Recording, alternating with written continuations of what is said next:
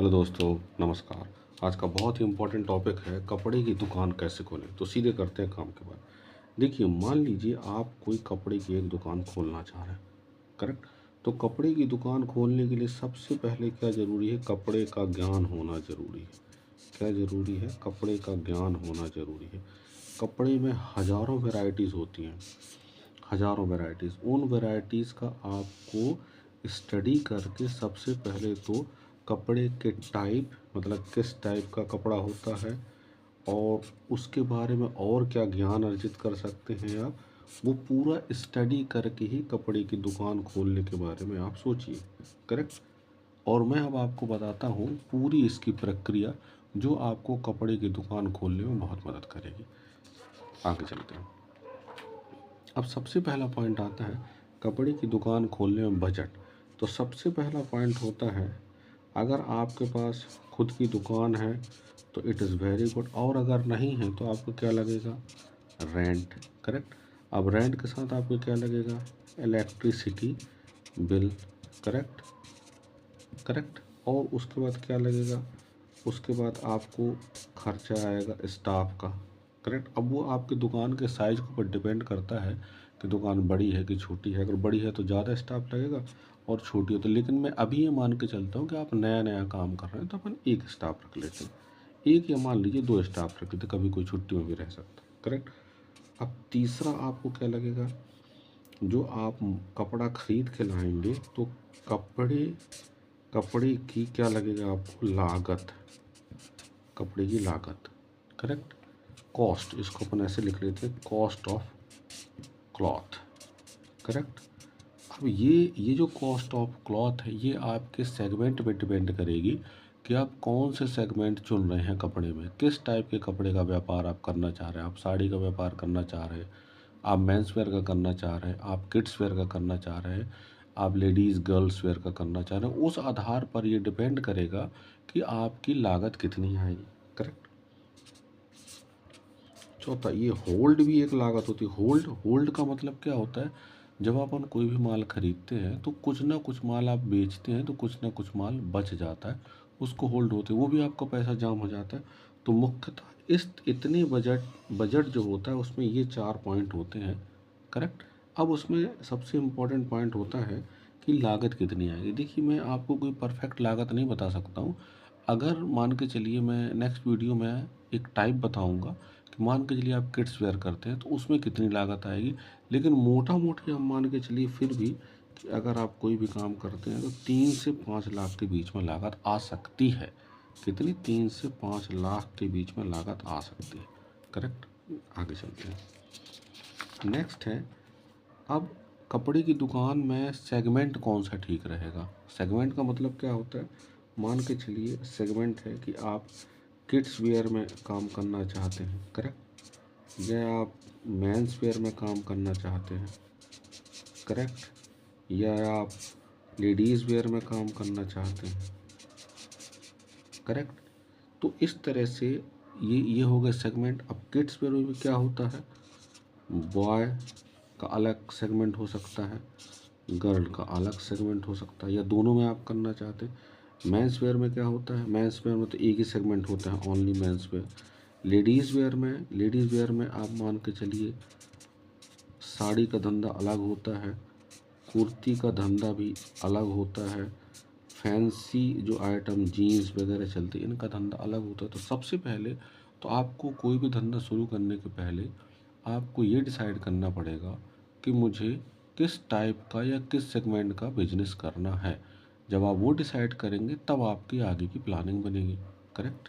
Next, फ़ायदा कितना मिलता है? अब देखिए क्या होता है, कपड़ा मान के चलिए आपने कपड़े की दुकान खोली, ठीक। तो आप माल कहाँ से खरीदेंगे? डेफिनेटली आप बड़े होल सेलर से माल खरीदेंगे, ठीक है। आप रिटेलर हो गए और ये होल सेलर हो गया। तो होल सेलर कहाँ से खरीदेगा? होल सेलर कहाँ से खरीदता है? होल सेलर खरीदता है मैन्युफैक्चरर से।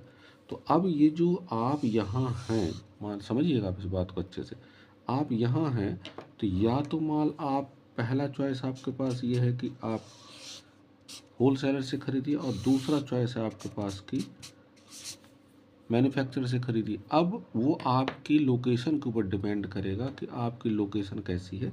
तो इसमें जो मैं बात कर रहा हूँ फ़ायदा का, अगर मान के चलिए आप होल सेलर से ख़रीदते हैं तो आपको मान के चलिए लगभग 15 से 20% का प्रॉफिट होने के चांसेस रहते हैं, एक अंदाज़ बता रहा हूँ। और अगर आप किससे ख़रीदते हैं, मैन्युफैक्चरर से, तो यही आपका बढ़ के 20 से 25% का मार्जिन होने के चांसेस रहते हैं। तो वो डिपेंड करता है कि आप कहाँ से माल ख़रीद रहे हैं। और एक पॉइंट और होता है कि बल्क क्वांटिटी ख़रीदने में डिस्काउंट ज़्यादा मिलता है, लेकिन आप चूँकि नया काम करेंगे तो आप बल्क क्वांटिटी के चक्कर में शुरू में नहीं फंसिएगा। करेक्ट, आगे चलते हैं। जमने में कितना समय लगता है? अब ये पॉइंट है कि भाई दुकान जमने में लेके 3 साल का समय कम से कम लगेगा। अब आप सोचेंगे कैसे? देखिए मैं एक सर्कल बनाता हूँ आपको। ये एक मैंने सर्कल बनाया, आप इसको समझिएगा।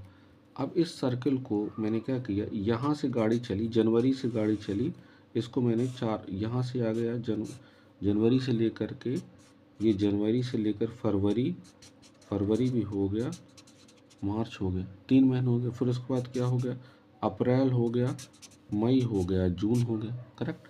फिर उसके बाद यहाँ आ गया। अब आप समझिएगा इसको बहुत अच्छे से, अप्रैल मई जून।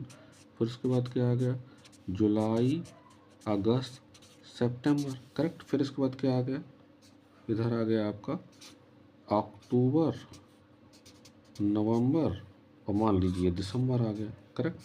इस तरह से मैंने एक सेगमेंट बनाया कि भाई 1 2 3 4 ऐसे करते हुए आपके मान के चलिए लगभग 12 महीने यहाँ होंगे। आपको समझाने के लिए बता रहा हूँ, आप इस पे मत जाइएगा थोड़ा आगे पीछे, आप सिर्फ कॉन्सेप्ट समझने की कोशिश करिए। अब जमने में 3 साल का समय क्यों लगता है, आप समझिएगा। ये जो समय शुरू होता है आपका कहाँ से, जून से ले कर के कहाँ तक, अगस्त। ये जो समय होता है कपड़े के लिए ये डेड टाइम होता है। कौन सा टाइम होता है, डेड टाइम। क्यों? क्योंकि बरसात आती है, स्कूल्स लगभग बंद रहते हैं, तो कपड़े का उठाव नहीं होता, शादी के सीज़न भी डाउन हो जाते हैं। करेक्ट। फिर उसके बाद यहाँ से सितंबर अक्टूबर नवंबर, ये जो होता है, ये कपड़े का एक गुड फेज शुरू होता है। गुड फेज लगभग स्कूल खुलने लगते हैं, जीवन सामान्य होने लगता है, बरसात बंद होने लगती है धीरे धीरे करके। फिर उसके बाद ये जो दिसंबर से ले करके ये आपके जनवरी और फरवरी तक का समय जो होता है, ये क्या होता है, ये बहुत वेरी गुड टाइम होता है। क्यों? क्योंकि ठंड आ चुकी होती है। करेक्ट। और कपड़ों की डिमांड अचानक बढ़ जाती है, स्कूल फुल स्विंग में होते हैं। तो ये आपका, और फिर मार्च के बाद से मार्च अप्रैल मई तक ये एवरेज रहता है, ये औसत रहता है, एवरेज। तो अब आप समझिए कि कपड़े का जो सर्किल होता है, जब एक सर्किल में आपको मार्केट समझ में आएगा, दूसरे सर्किल में आप इम्प्रूव करेंगे और तीसरे सर्किल में आप जमते हैं। ये मेरी राय है, एक बार करेंगे तो आपको ये बहुत अच्छे से समझ में आ जाएगा। नेक्स्ट, अब मेरी सलाह अगर आप मानेंगे तो मैं आपको सलाह दूंगा कि कोई भी काम करिए, कपड़े का अगर आप काम करना चाह रहे हैं, कपड़े की आप कोई दुकान खोलना चाह रहे हैं, तो आपको सबसे पहले क्या दिमाग में रखना है, छोटी दुकान खोलना है। करेक्ट। दूसरा, बहुत बड़ा इन्वेस्टमेंट आपको नहीं करना है। करेक्ट।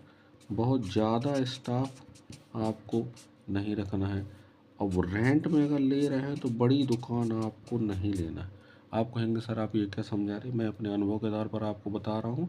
आप कोई भी काम करिए, आप छोटा काम शुरू करिए, पहले उसमें आप अनुभव लीजिए। करेक्ट। और उसको सीखिए। जब सीखने में आपका कॉन्फिडेंस बढ़ जाएगा तब आप कौन सा काम करेंगे, तब आप बड़ा काम करिए। करेक्ट। तो मेरी सलाह है आप कोई भी सेगमेंट में शुरू करिए। अब किस सेगमेंट में क्या फ़ायदा होता है वो मैं आपको नेक्स्ट वीडियो में बहुत अच्छे से समझा दूँगा। चलिए, thank you very much. Please subscribe कीजिए, फिर मिलते हैं। Thank you.